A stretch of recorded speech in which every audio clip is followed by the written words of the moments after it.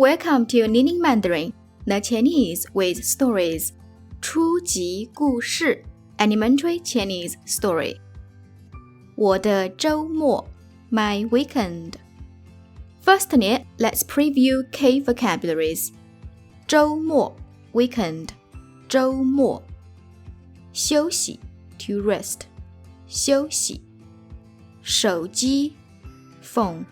手机市中心 City Center. 市中心服装店 Clothes shop. 服装店咖啡厅 Coffee shop.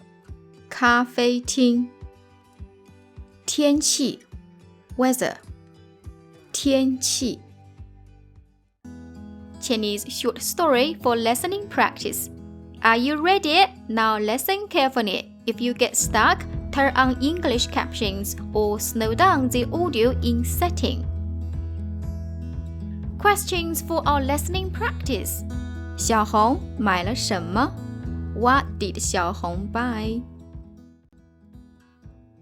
小红生活在中国的大城市。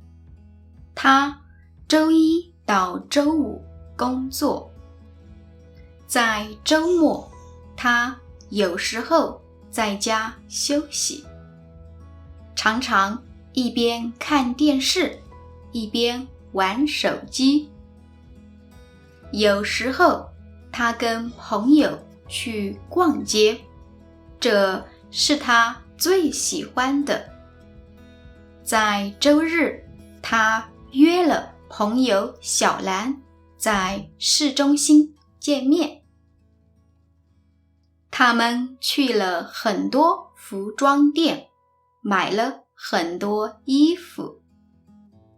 小红特别喜欢红色，所以买了一条红裙子。小兰很喜欢蓝色，所以她买了一件蓝衬衫。然后他们一起去了咖啡厅。在咖啡厅，他们一边聊天，一边喝咖啡。天气很好，他们玩得很开心，感觉时间过得很慢，很轻松。对于他们，这是一个快乐的周末。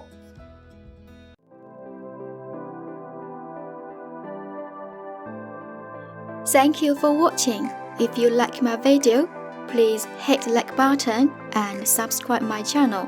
If you enjoy my content and would like to support my creation, please consider to be my patron.